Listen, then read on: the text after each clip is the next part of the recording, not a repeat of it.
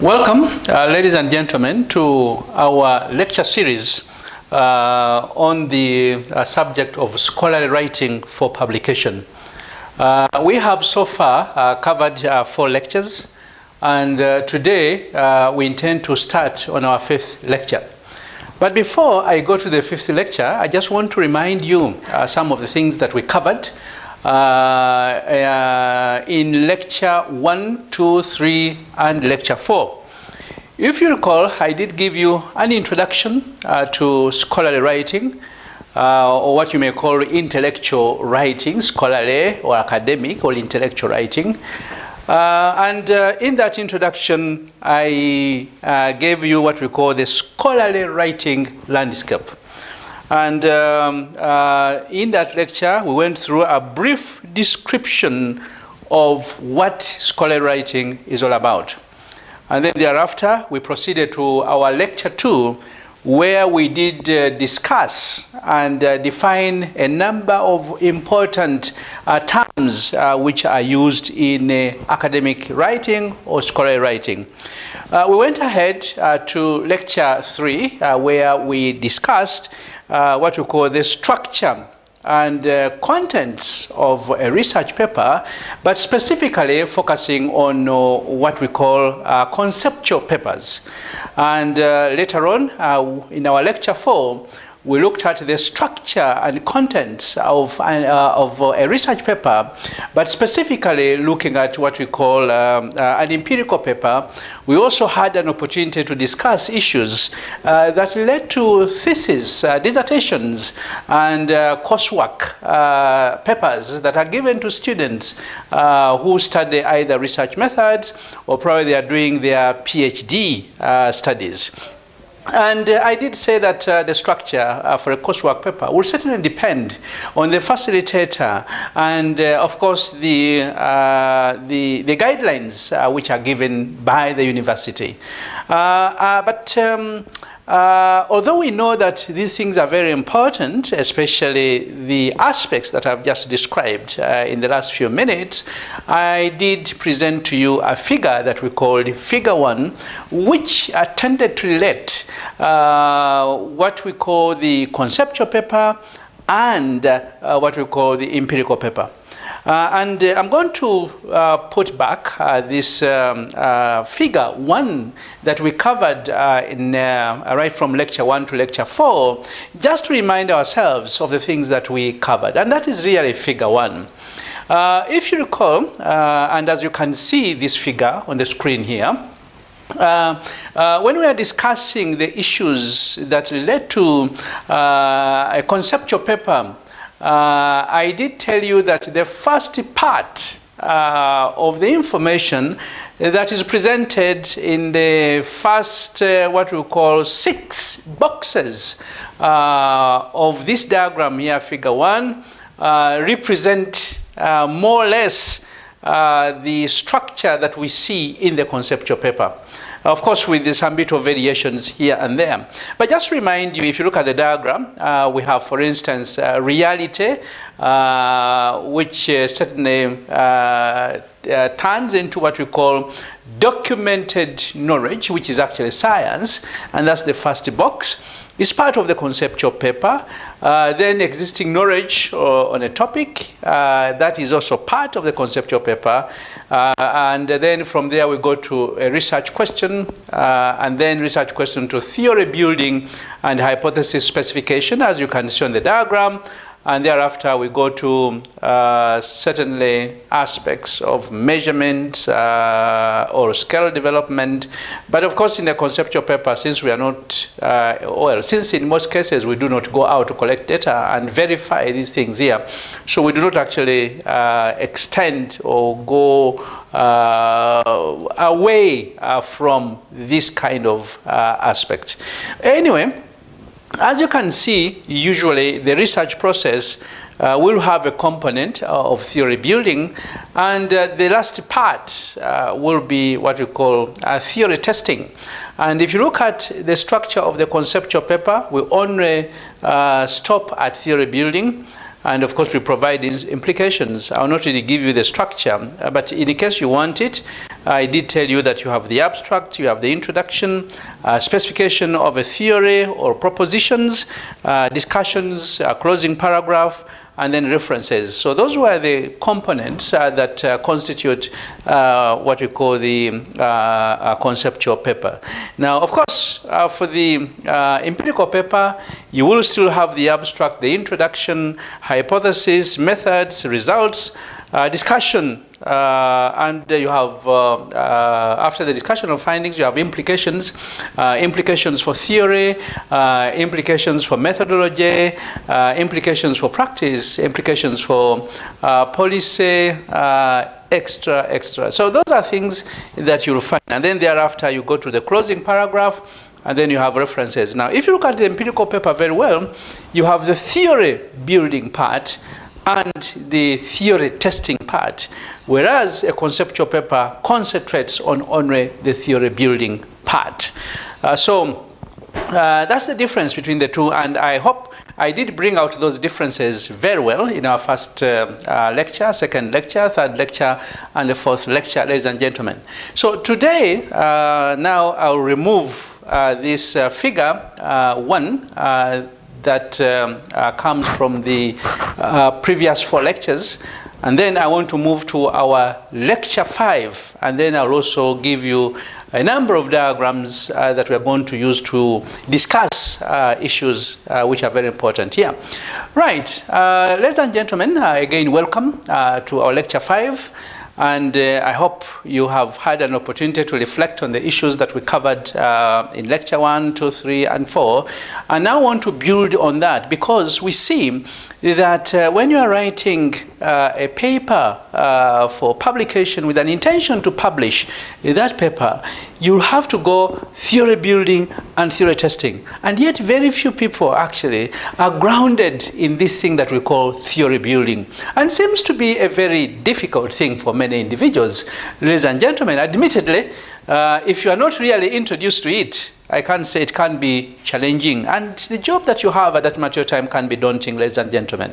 But all the same, we want to move on up to lecture 5, and that's where we are.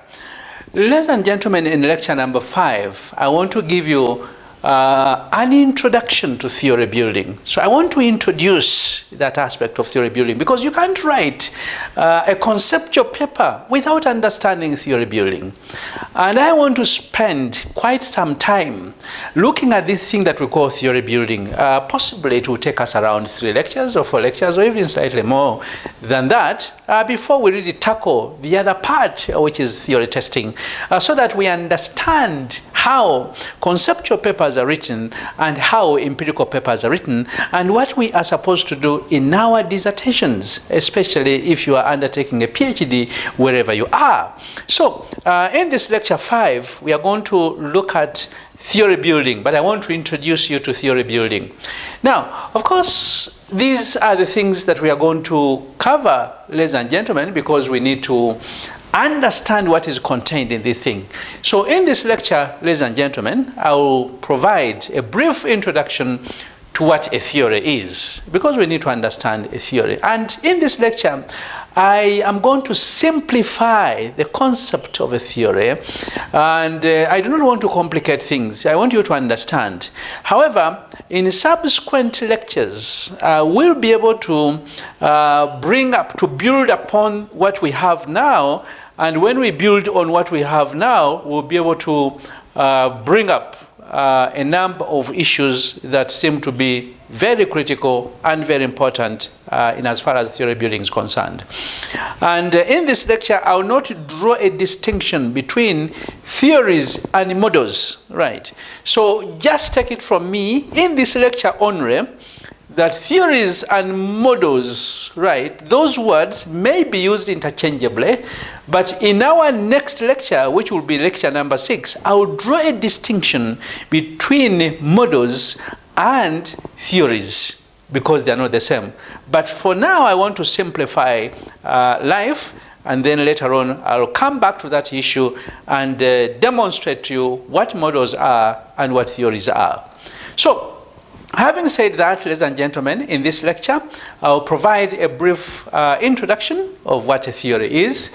I'll go ahead and describe the place of a theory in relation to terms like reality, knowledge, research, and science. And that's very important. And then, of course, I'll go ahead to the other part that will describe the relevance of theory building. What's the relevance of this thing that we are talking about? And what are the inputs to theory building, ladies and gentlemen? And what are those activities that we get involved in when we are trying to build theories? And then thereafter, I'll take you to what we call theory building for hypothesis specification, and then I'll again take you to paradigms because they're very important. But in this case, I will concentrate on positivistic perspective. So in this lecture, I will not really go away from the positivistic perspective, ladies and gentlemen. So that's how we are going to move. So let me give you a brief introduction to theory building, ladies and gentlemen. But beginning with the concept of a theory. What is a theory? As you may have heard, or probably if you are very, very attentive in the previous lectures, especially on the philosophy of science in economics that I've already delivered to you, and of course the various workshops that have, again, facilitated, ladies and gentlemen, you may have heard me talking about the concept of a theory and what a theory is. Now, ladies and gentlemen, a theory is very simple. A theory is a simplified representation of a limited part of the reality. And one of the definitions that I may have given you, ladies and gentlemen, is a definition on the aspect of a theory being that kind of net that you cast out there in the white environment to capture reality.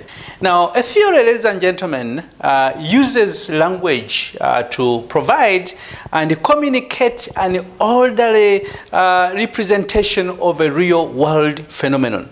So we want that kind of orderly presentation, orderly discussion, and that orderly language that we use to communicate that representation out there refers to what we call a theory.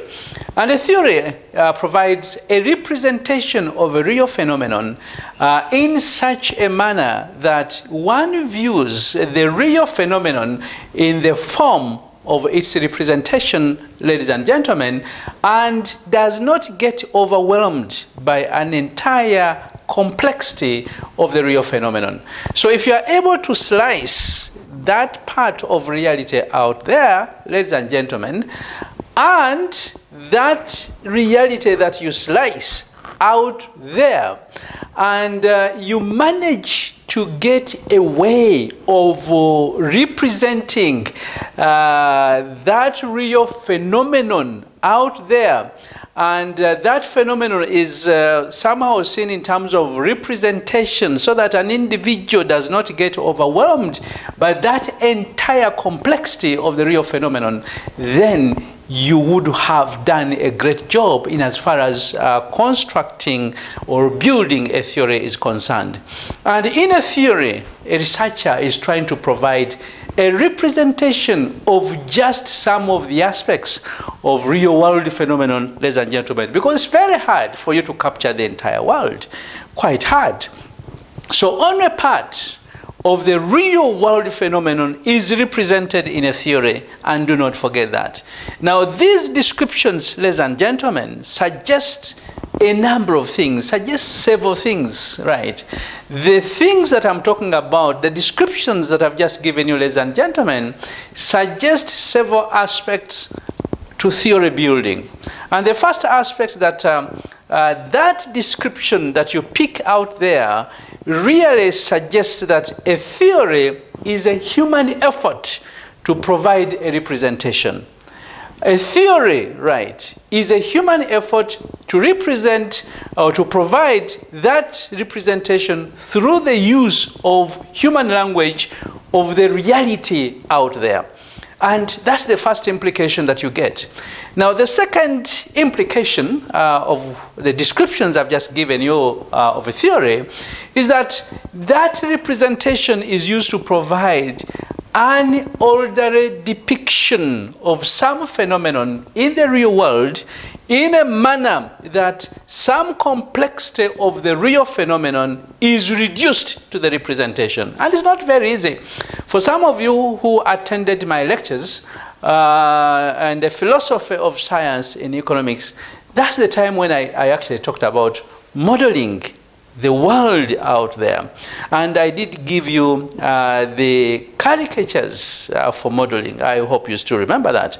But anyway, I'll return to that very soon when I start talking about theories, theoretical representations, and models, ladies and gentlemen. So the second aspect that we pick is that the representation that you obtain, right, is used to provide that orderly depiction of some phenomenon in the real world in a manner that some complexity of the real phenomenon is reduced in the representation.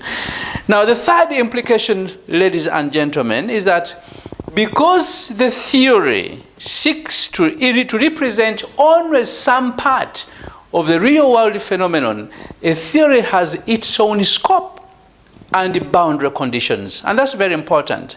And very soon I'll be giving you the various types of theories that we have, right? So, but a theory has a scope, right? Because you can't explain everything that is happening out there in reality, ladies and gentlemen. So these descriptions, ladies and gentlemen, support the view that a theory is a simplified representation of a limited part of the reality. So that's why in this lecture, ladies and gentlemen, and consistent with the Durbin 1976 and Whetten 1989, we shall not really make a distinction between theory and model, right, consistent with the Durbin 1976 and Whetten 1989. And that is in this lecture, but later on I've promised that we shall actually draw a distinction between the two. And of course, again, in line with the Durbin 1976, the terms, right, you'll find the terms like theory, right, terms like theoretical models, terms like model, right. Those three words are used interchangeably, ladies and gentlemen, and that's consistent with the Durbin 1976. Theory, theoretical model, and model are used interchangeably. So I'm going to give you an example, a very simplified example of what a theory looks like, right? Consider, again, what I'm going to do is to give you a diagram here, and I'll call it figure 1, ladies and gentlemen. So in this figure that you see on the screen, figure 1, just consider this as an example of a theory, as a simplified representation of a limited part of the reality, ladies and gentlemen. So in the diagram that you will see here, of course, you'll see we have organizational commitment, and then of course we have positive behaviors, and then of course that is represented by a plus, and those are positive behaviors. And then of course you have the negative, this other side, representing political behaviors, ladies and gentlemen. So as you can see, this can be a very simplified form of a theory, and this can be a part of theory of employee behaviors, ladies and gentlemen. So this figure 1 that you see on the screen here provides a simplified representation of a limited part of employees' behaviors in organizations. And as you can see, it focuses on only two forms of behaviors, ladies and gentlemen: positive behaviors and negative behaviors.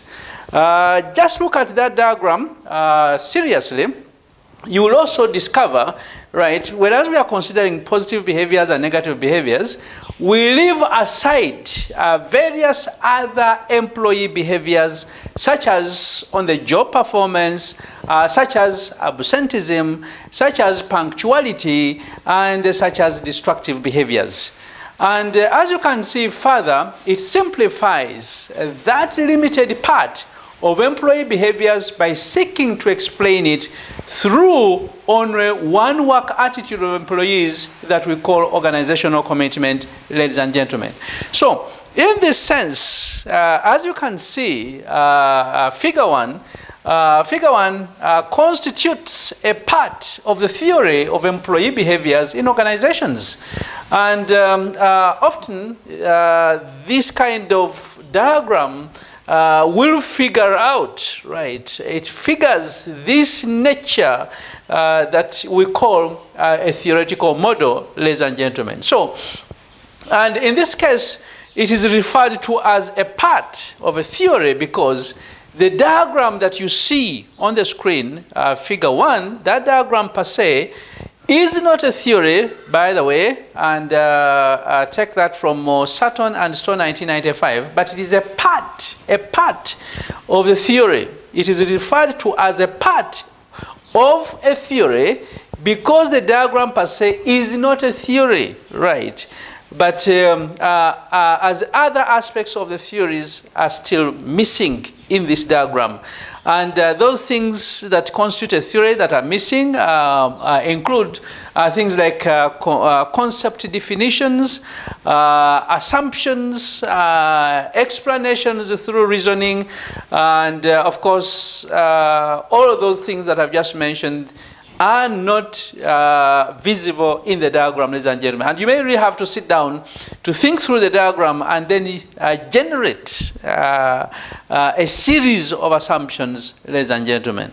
So that could be a part of a theory, right, represented in that kind of model that you see. So as you can see in this case, ladies and gentlemen, you don't need to get distracted by them at this point. Beyond noting that there are other parts of the theory beyond the pictorial depiction part as outlined in the figure that you see on the screen here, which is figure one. Now, of course, these are a number of things that you may have to really look out for, including concepts, including definitions, assumptions, and so forth. Now, of course, as you can see, several of the theoretical models specified in the published literature are more complex forms along the lines of this figure that I've just shown you on the screen. And I'm sure the diagram is still on the screen, and it will remain there for quite some time until when I say, well, we are done with it. But now it's quite important for you to look at this diagram so that we understand the diagram very well. We have organizational commitment, and we have positive behaviors, and then, of course, we have negative behaviors, ladies and gentlemen. And in this diagram, as I said earlier on, right, it focuses on only two forms of behaviors, which are positive and negative, and leaves aside other employee behaviors such as the on-job performance, absenteeism, etc., etc. And we really call this a part of a theory because the diagram per se is not a theory, and it's not a theory because there are so many other things that constitute a theory that are missing in this diagram. And those things include concept definitions, assumptions, explanations, etc., etc. And all these things will be discussed later on, ladies and gentlemen, in subsequent lectures so that we understand what a theory is. So right now, I'm just giving you a very simplified version to try and mimic what a theory is all about. So you don't need to get distracted about these things and to be confused about them, because we are going to really draw a distinction between these things, and I will give them to you so that you understand this very well. And as I've already told you, if you pick any journal article, you will see models that are more or less similar to the model that we have here. And, well, some people call this kind of model a theoretical model. And, of course, they call it a theoretical model because we are dealing with the model building at this material time for hypothesis development or development of propositions. You may begin with propositions and then again go to what we call hypotheses. And in the previous lectures, I drew a distinction between propositions and hypotheses, ladies and gentlemen. And I told you that if you are relating concepts at that material time, you are talking about propositions. But the moment you get down and you start operationalizing these concepts into variables, and you start now developing statements that link these variables as long as they are measurable, you are talking about hypothesis, ladies and gentlemen. But I also told you that sometimes there could be a confusion or what you call an intersection between a hypothesis and a proposition in as far as the concepts are concerned. If the concepts are at that level of measurement, then we can actually call them hypothesis. So you can use the word or terminology, proposition and hypothesis at the same time. Right. Now, if I take you back to this diagram that we have here, figure 1, that is still on the screen, we can actually see that it's more or less like a theoretical model, and we can see the contents of the theoretical model here. And out of these contents that we see in the diagram, we can actually develop two statements describing this. And as you can see, there are two arrows there, one with a negative and the other is positive.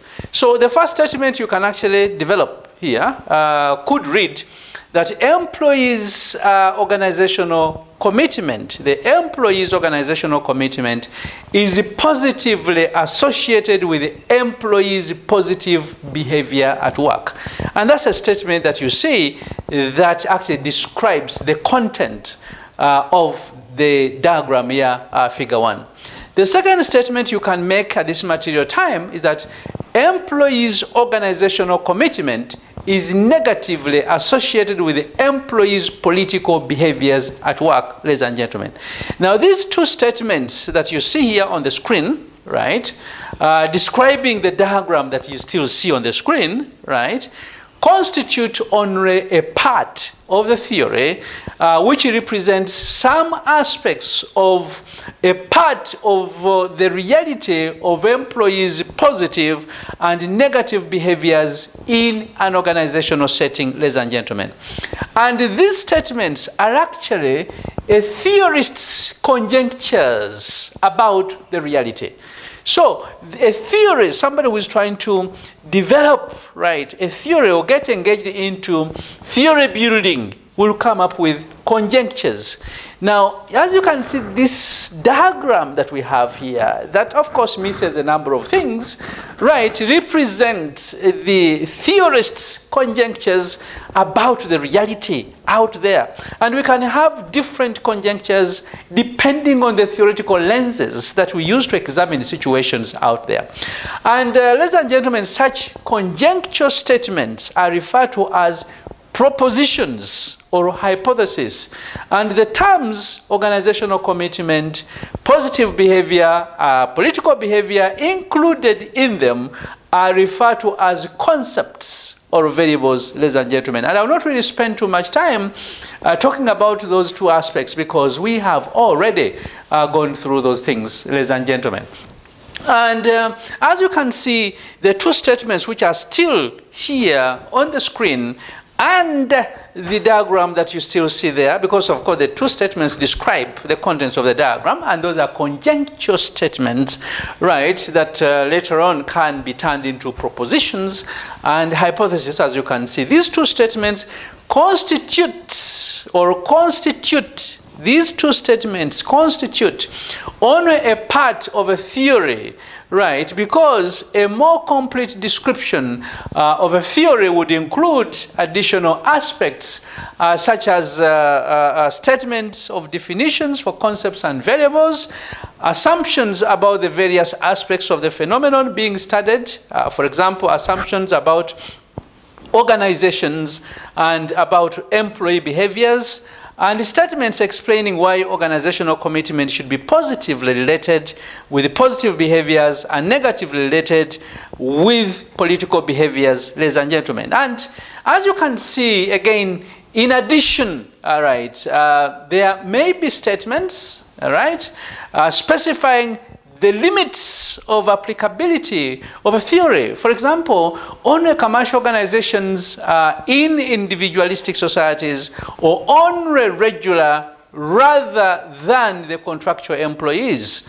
And each of these aspects would be discussed in greater detail, ladies and gentlemen. However, this preliminary and brief mention of some of the aspects of a theory may help you, ladies and gentlemen, to develop a preliminary view of what a theory is. And as discussed earlier on, ladies and gentlemen, a theory contains several parts or units, ladies and gentlemen, that are used to build a simplified representation of a limited part of the reality.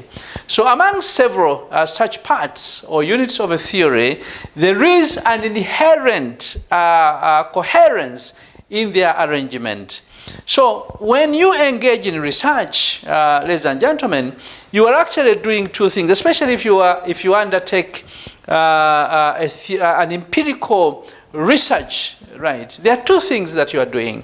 The first thing that you'll be doing is theory building, and certainly as you go through the review of literature, review of theories, right, that exist, that attempt to explain that kind of reality, you want to explain it, etc. What are you doing at that material time?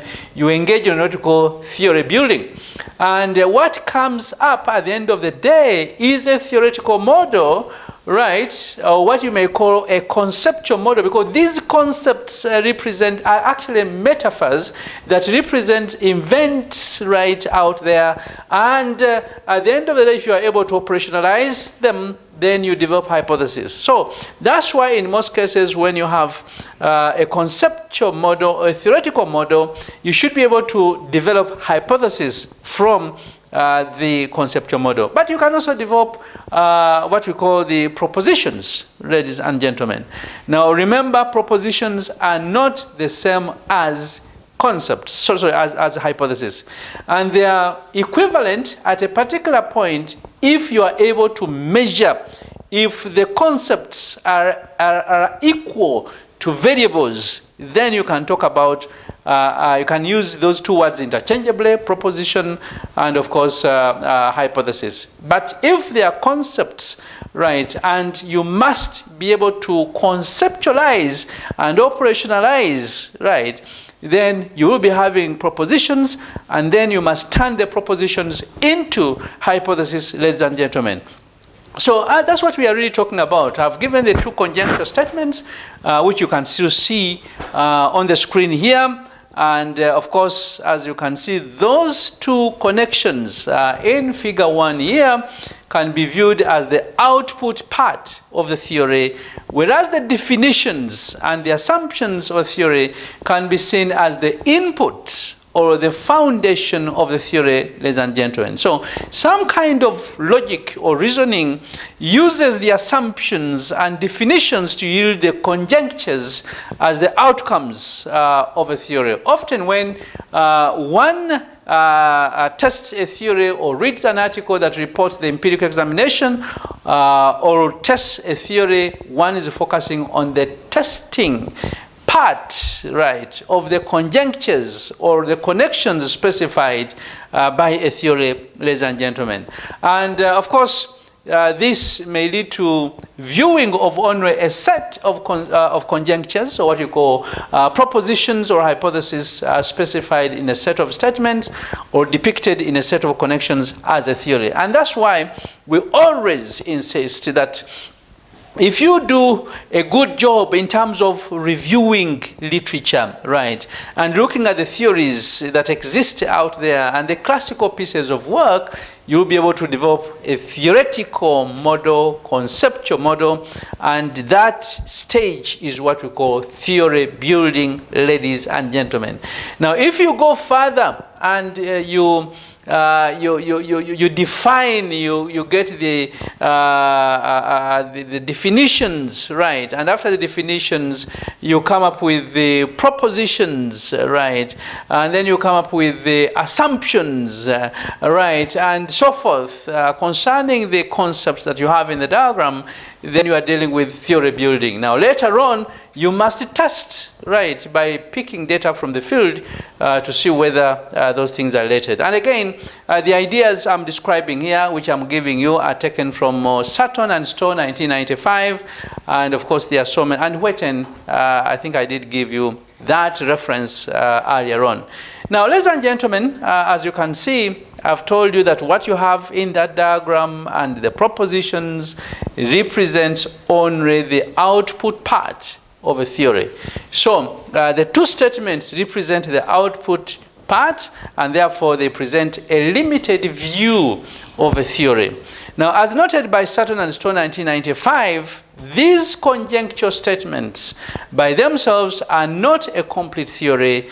The focus of this lecture, ladies and gentlemen, is on how to develop a theory so that certain plausible conjectures or hypotheses or propositions which constitute the outcome part of a theory become available for the subsequent empirical verification process, ladies and gentlemen. So I'm not really telling you this is a theory, but I'm demonstrating to you how you get involved in theory building and the outcome of the theory building process.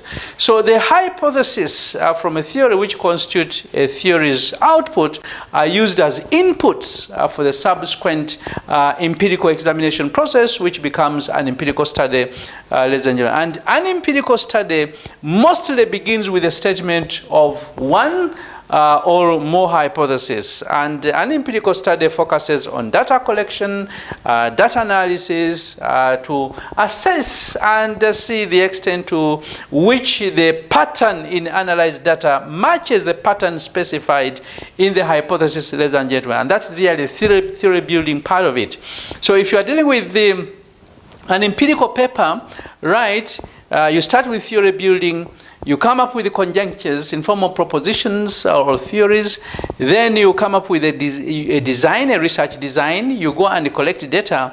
At the end of the day, you want to see how the two are related. The results that you get from the data, how they match the reality out there. And of course, the modeling process can be quite tricky and very complicated, but that is something that you must get involved in as a researcher, ladies and gentlemen. So, as you can see, in routine research, when one does research for an empirical study for publishing in a journal, one may develop hypotheses in various ways. First, one may draw upon an existing theory and specify hypotheses based on some implications inferred from the theory. Second, one may develop a new theory and specify hypotheses as part of that theory. And third, ladies and gentlemen, one may adopt hypotheses specified in the existing literature and test them. And as you can see, it is the second of the above approaches that I've just given you. Do some theory building and specify hypotheses as a part of that theory. And of course, at the end of the day, you go through theory building, hypothesis specification, and certainly the testing of those hypotheses. So, such theory building, ladies and gentlemen, for specifying hypotheses that can be taken up for the subsequent empirical examination is the focus of the lecture series. And we shall spend some good time discussing these things. So, allow me, ladies and gentlemen, to take you to a second aspect that we need to discuss again in detail. Maybe not in detail because time is not on our side, but that is now why are theory and theory building required?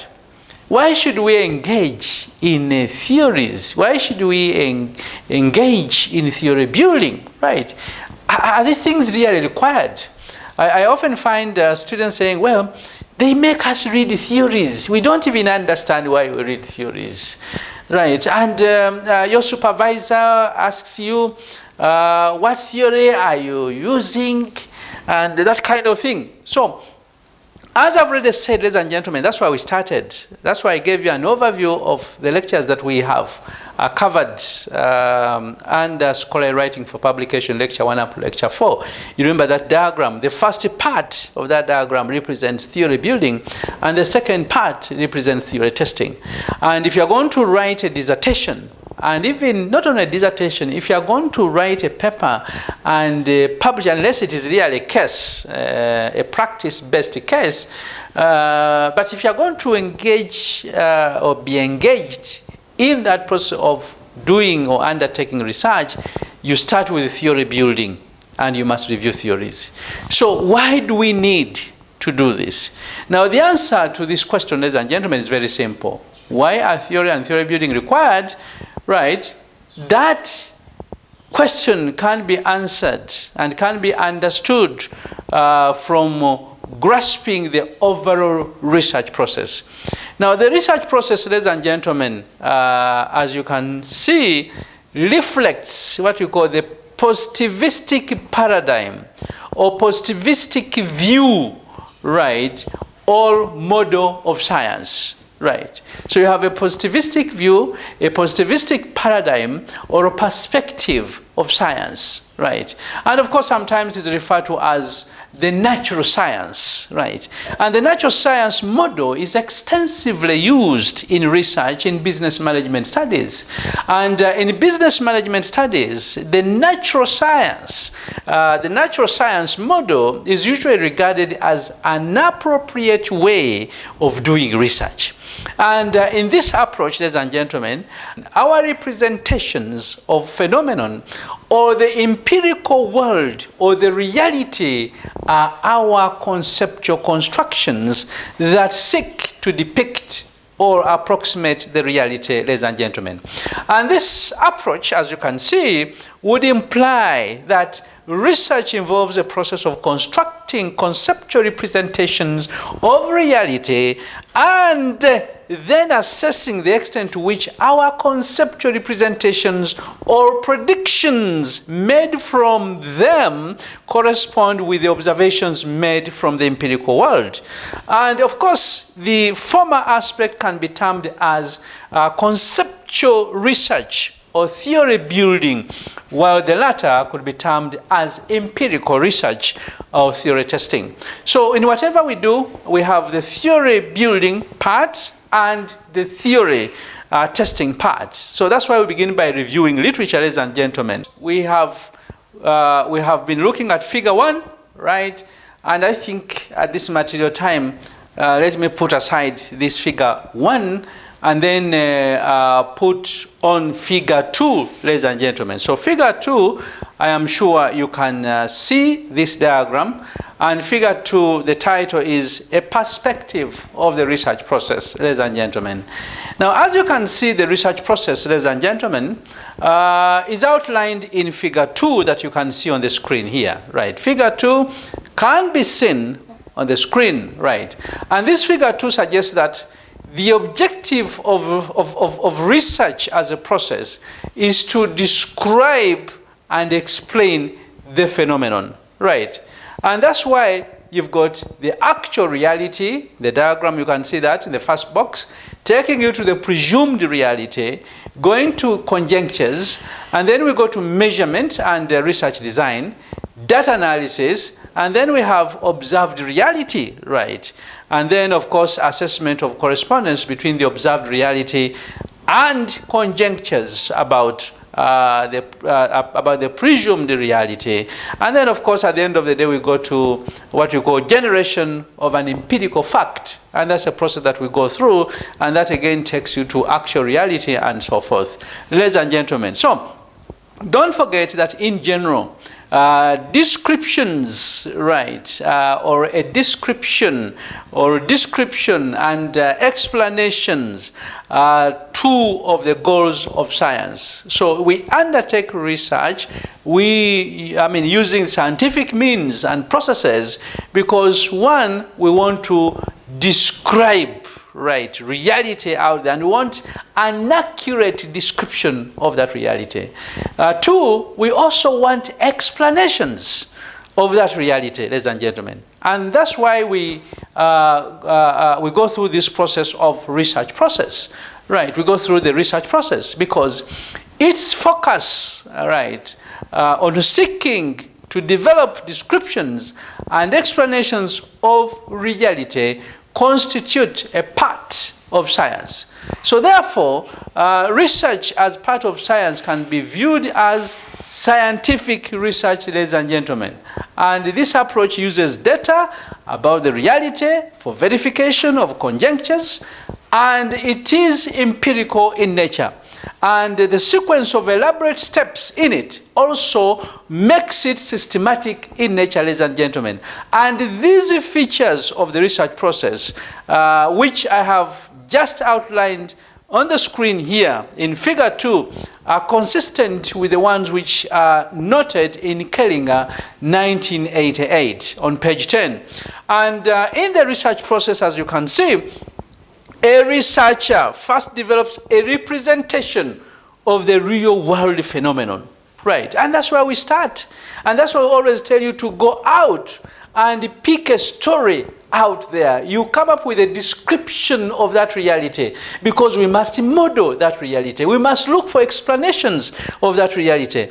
And this is a researcher's representation of the reality. So you must be able to do that. So it's not the actual reality. When you go out and you describe that reality, right, and you even come up with a model to represent the reality in some form of model, ladies and gentlemen, that what you see out there, what you come up with, ladies and gentlemen, is not the actual reality, but, ladies and gentlemen, it is a researcher's representation of the reality, right? Researchers, and depending on the lens that you are using.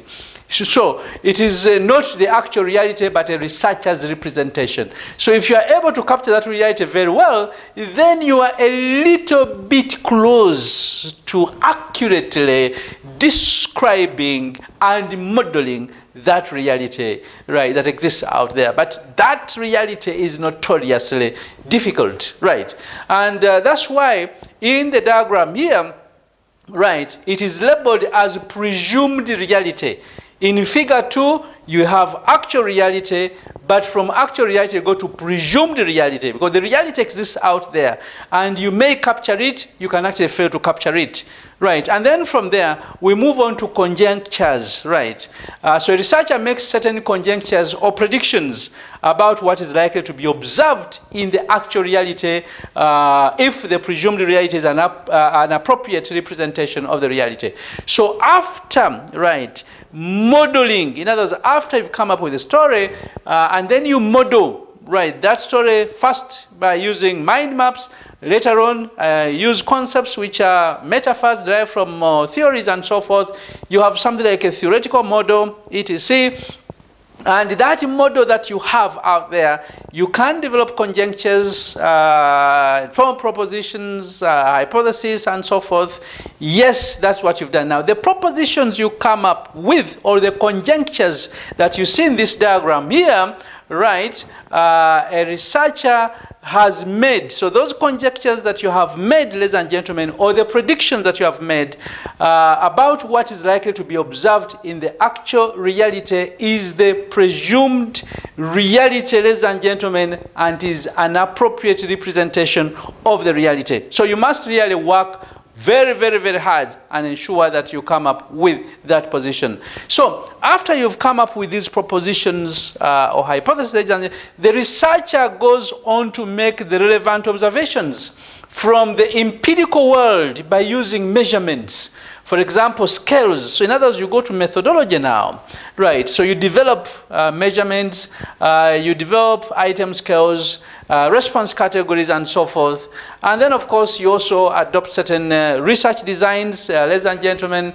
And, of course, the observations that you obtain are then compared with the conjectures and predictions. And remember, these conjectures and predictions came from the actual description of reality. So you must actually compare the empirical data you have to see whether it actually corresponds with the conjectures and propositions that were derived from modeling the reality out there, ladies and gentlemen. So, an adequate correspondence between the conjectures and observations provides some support for the conjectures to the presumed reality and adds one piece of valid belief or fact or knowledge to the body of science. And if you recall, some time back I did define to you what knowledge is. And knowledge is justified true beliefs, right? But you know, not all the beliefs that we hold could be right, ladies and gentlemen. So that's why we really go into testing. We want to verify so that error is discovered and dismissed, right? And then we discover new information and we get what we call knowledge in that case. So we are able to add, right, a piece of valid belief or a fact or knowledge to the body of science, ladies and gentlemen. Now, this process that we labor to go through as researchers and scientists is consistent with an approach that is outlined in Reynolds 2005 on page 228, ladies and gentlemen, in which Reynolds indicates that the research process first constructs a theory to describe a phenomenon to be examined, and then it tests the appropriateness of the theory, ladies and gentlemen. So, the description in Reynolds, as we see, also suggests that this approach is in contrast with another approach that involves summarizing the relationships or regularities that are noted through the observations of the actual empirical phenomenon, ladies and gentlemen. So the testing of the appropriateness, right, ladies and gentlemen, of the constructed theories involves testing the correspondence of a statement or a conjecture from a theory representation with observations obtained through empirical research. So that's why we begin with conjectures, right, or hypotheses. And then later on, we design the methods, we go collect data. And then after getting the data, we see whether our theorization was right or not. So, as you can see, the various features of this approach that I'm describing are also consistent with the features of scientific approach to knowledge development that include an orderly and data-based examination of a phenomenon. So there must be order. We don't simply do things anyhow. So it's a sort of a step-by-step, so that when other researchers, right, look at your findings, they can also go back and repeat the same exercise, repeat the same research, and arrive at more or less similar, not even similar, but consistent results, ladies and gentlemen. So that's why we are supposed to disclose, right, everything that we do in research, and so that we do not really come up with the fake things at the end of the day. So in this case, hypothesis and the theory or propositions, theories or theoretical models that we develop certainly guide the examination process, and this is very important. So these features that I am actually describing are consistent with the view of research as including testing and improving theories. So I hope you are still seeing the diagram here, figure 2. I haven't moved away from figure 2 yet. We started with the actual reality, we went through presumed reality, we went to conjectures. So we have also looked at measurements and research design, and then data analysis and the results that we get, right? And of course, we start now comparing. And that's why I said these features are consistent with the view of research as including testing and improving theories, ladies and gentlemen. So, still looking at figure 2, on the screen, ladies and gentlemen, the overall research process that is outlined in this diagram here is reflective of the various views of research or scientific approach to knowledge generation, and relates to the natural science model of social science, ladies and gentlemen. So from this diagram, which is figure 2, and the aforesaid discussion, an answer to the question as to why theory and theory building are required in scientific research would be very, very clear. And of course, scientific knowledge in business management studies can be viewed as a collection of statements that form a part of the researcher's representation of the reality. And this is very important because what I'm saying is actually consistent with Reynolds' 2005 view that scientific knowledge consists of a set of theoretical statements that have been empirically validated, like the ones that we actually have in figure 2 here. So you empirically validate those theoretical statements, and it can be seen that the most of the steps in the research process depicted in this figure that you see on the screen form a part of either theory building or theory testing activities, and most of the research process can be seen as constituting of theory building and theory testing activities. And certainly this is consistent with Durbin 1976's view that theory and research are inseparable. So it's very hard for you to separate theory from research. So that's why systematic research requires theory building to develop representations of empirical worlds, and that's the actual reality, in the form of presumed reality, and to derive specific and testable conjectures from them. And you see all that information in the diagram there. Now, if I could take you back to figure 1, which we shall not reproduce here for purposes of space and time, because I still want figure 2 to be here, right? If you remember, in figure 1 we had organizational commitment, and we had positive behaviors, and then we had political or negative behaviors, Now, of course, as you can see, as part of a theory depicted in figure 1, right, we saw that that diagram, right, formed a part of the presumed reality, right, and it can be related to what we are talking about in figure 2, ladies and gentlemen. And of course, if you move to another level, then you will be able to understand what research is all about. Now, because of this important place of theory building in research process, inputs on various aspects of theory building are a relevant part of research training. So that's why at this moment now I'll talk about need for theory building inputs, ladies and gentlemen. So I have really taken you through the need, right, the relevance of theory, of a theory and theory building, but now we are talking about these theory building inputs, right, like the ones I told you are missing in figure 1, right. So as we can see, ladies and gentlemen, again, while theory and theory building form important parts of the research process, as I've already indicated, there is inadequate clarity about what a theory is. In fact, there are very few books, right, that have really taken researchers through the theory building bit of it. I'm not saying that they are not there. They are there, but very few.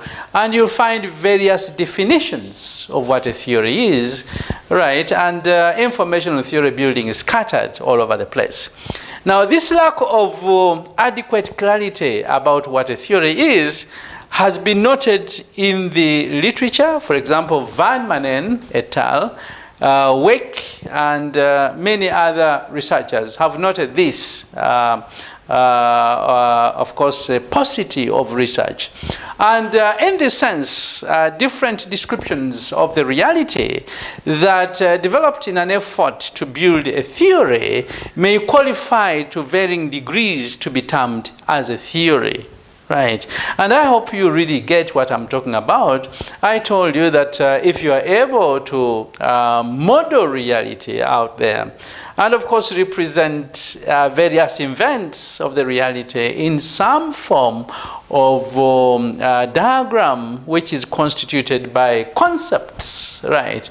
And the various relationships between these concepts. Then you talk about a theoretical model, ladies and gentlemen. So, as you can see, that's why we are saying that different descriptions of the reality that developed in an effort to build a theory may qualify, right, to varying degrees to be termed as a theory, ladies and gentlemen. And according to this view, right, making a judgment about whether a particular description is a theory or not may not be as appropriate as making a judgment about the extent to which a particular description comes close to being called a theory. And the notion of what a theory is gets more complicated when one considers that researchers have pointed out that there are different forms of theories, right? If you look at the works of DiMaggio 1995, Reynolds 2005, and so many other scholars, that's what you find out there, right? And that's why the term theory itself can have different connotations, right? And while there are complications associated with what a theory is, the theorizing process, right, also is not adequately clearly specified. Right, and that's why Wick 1989 on page 517 up to page 519, I think, indicates that there is not adequate literature on how to do theory building, and whatever descriptions of theory building process are available, they are less than adequate, right? And that's why Wick 1989 also makes related observations, noting that while there is considerable literature on theory development process, ladies and gentlemen, the existing literature is complex and may not adequately help in clarifying the meaning of various aspects pertaining to theory development process. And similarly, if you look at the works of Sutton, 1995, he notes that the existing literature can add to the confusion about how to incorporate a proper theory into a paper.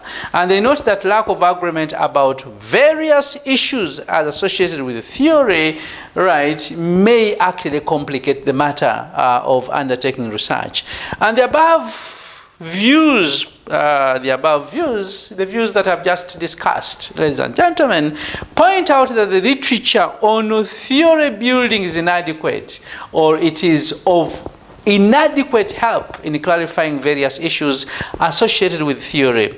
In light of this, ladies and gentlemen, one avenue for researchers to obtain theory building inputs is the training received during their education in the research degree programs such as doctoral programs, right? But again, you find very few universities actually do provide this training, because most of the PhDs possibly produced research-only PhDs. Of course, right now, there are so many taught programs in this country here, and of course, the other parts of the world.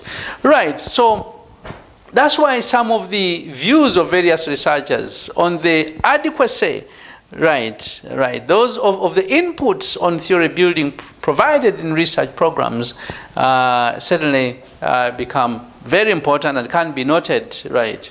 So that's what we see, ladies and gentlemen. So I just want to somehow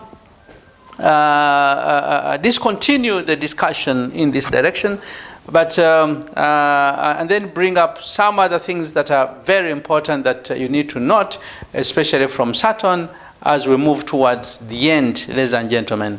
So as you can see, the discussion that I've been talking about by Sutton 1995 and some other researchers, right, that are available, or literature available, note that the doctoral training in the area of business management focuses mainly on how to collect and analyze data rather than on how to do theory building. So thus, various views outlined indicate that there is lack of adequate clarity about what a theory is and about the process of building a theory. Considerable amount of available literature on these aspects does not adequately aid the understanding of theory building process, and of course inputs provided to students in their research process or research program courses on research methods do not adequately address hypothesis development or theory building issues. In fact, the process is more or less mechanical, ladies and gentlemen. So allow me, ladies and gentlemen, as I move towards the end of this lecture, to focus on theory building, ladies and gentlemen. I want to go to theory, I want to focus on theory building for hypothesis specification. Right, possibly this will take us about 20 minutes, and I'll be out of this, either 20 or 30 minutes. So, ladies and gentlemen, again, as I said, in this session, I intend to focus on the task of developing theories for the purpose of generating hypotheses that can be tested through subsequent empirical verification process in routine research. And we focus on doing theory building for hypothesis specification for the subsequent empirical research, as opposed to doing theory building for developing grand theories or theories that generate significant research programs, right, such as the theory of transformational leadership.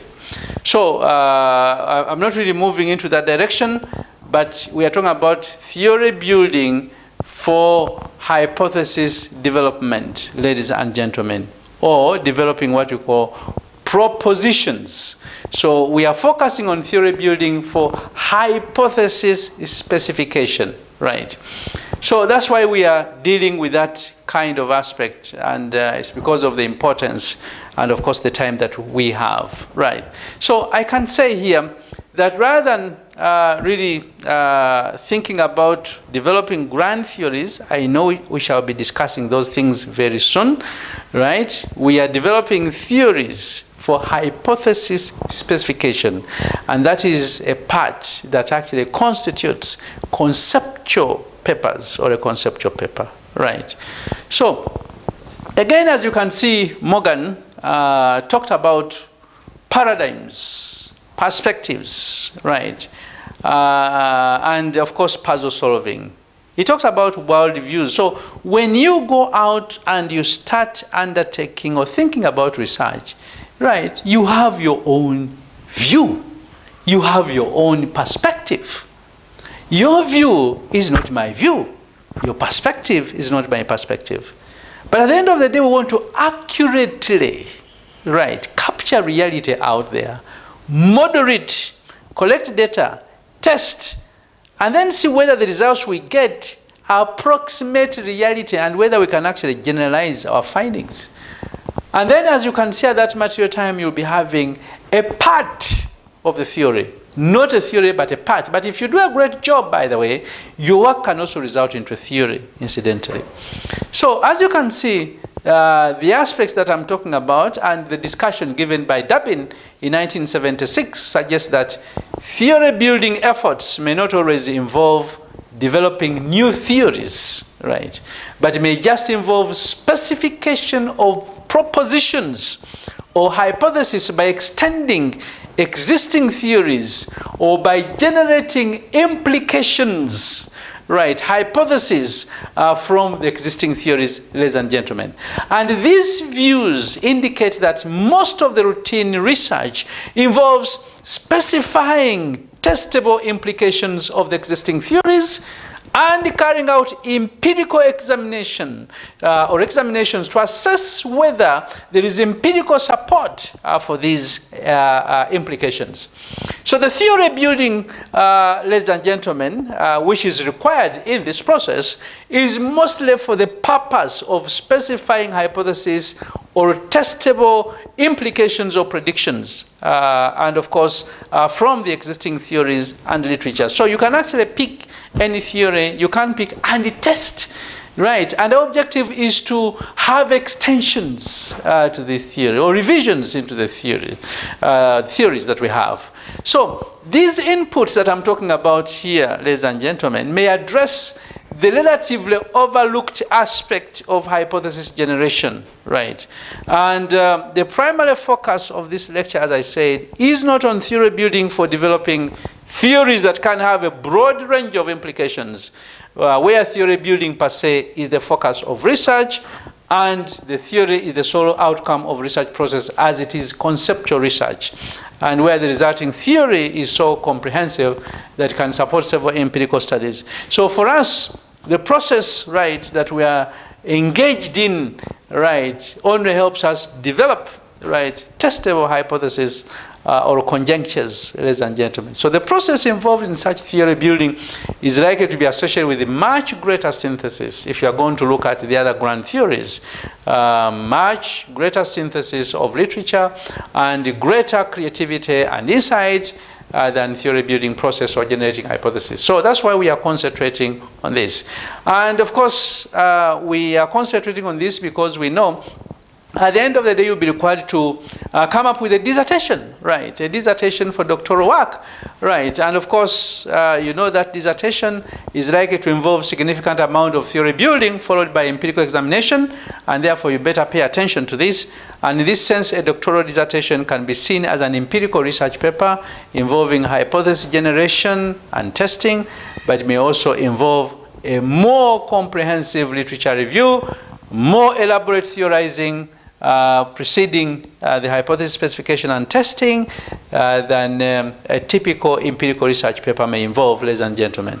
So as you can see from what we are discussing here, the theory building input outlined in this lecture can be used to develop more elaborate versions of the simple theoretical models outlined in our figure 1, if you still remember that, for the purpose of empirical testing, rather than for the purpose of developing a conceptual model per se. So the possibility of such extensions will be discussed later on. This lecture can aid the hypothesis specification process in doctoral dissertations. So with this narrow focus on only one aspect of theory building, this lecture, ladies and gentlemen, provides inputs to research program and other, of course, research program of students and other researchers who have not received inputs in theory building to facilitate their research task of specifying appropriate hypotheses, right? But of course, many other inputs will be required. So can we then focus on logical positivism and how this is used in research, ladies and gentlemen? Logical positivism, right? Now, of course, there are different views of research activities, such as positivistic view and interpretive view. There are many, many others. This is just an example, right? But the discussion you find in Lee, right, suggests that the interpretive approach involves various approaches, right, such as case study-based research, while the positivistic approach can be labeled as quantitative research. Right, now this lecture certainly has taken us through some of those things that are very important in theory building and theory testing. And I really want to come to a close and end this lecture at this material time so that we pick up from there in our next lecture. So ladies and gentlemen, as you can see, I want to really give you a summary of what we have managed to achieve in this lecture, right? So ladies and gentlemen, this lecture has focused on theory building, right? And of course, theory building that is involved in the process of conducting research in the positivistic approach. Now, again, we have gone through a number of things. I've given you a definition of what a theory is, right, as a simplified representation of a limited part of the reality. And this limited representation of reality through a theory is the basis of empirical research activity that can support or refute the theory. We have also noted that this process of reality representation through theory building and testing is quite important, and we go through it. In fact, we start with theory building and then move on to theory testing, and this constitutes the research process in science and can generate scientific knowledge. Ladies and gentlemen, subsequent lectures will provide inputs on building theories for specifying hypotheses, like those represented in the diagram that I gave you, diagram 1, in the area of business management, and in line with the natural science or positivistic approach to research. And such theory building is often a part of an empirical research paper that specifies hypotheses and then does data collection and analysis and assesses whether the results of data analysis support the patterns or relationships specified in the hypothesis. And in light of the inadequate clarity about aspects such as what a theory is, the nature of theory building efforts, and things like the likelihood that research program students may not receive adequate theory building inputs during the research methods training, this lecture's contents certainly has provided relevant inputs to research program students for the purpose of doing theory building and hypothesis specification. And we shall actually pick from this point. And of course, inputs from this lecture on aspects such as units of a theory, the process of theory building for hypothesis specification. Goodness of theories certainly can be used in the theory building efforts, ladies and gentlemen. And then we develop comprehensive models that we can call theoretical models, which could be outcomes and ends in themselves of a conceptual and theoretical paper. So if you remember the conceptual paper, if you're going to write one, really the major focus is on theory building, while the empirical paper is on theory testing. So ladies and gentlemen, I want to thank you very much for attending this lecture. Join us again in our lecture 6 as we continue with theory building. I wish you a nice time. Stay well, stay safe. Bye.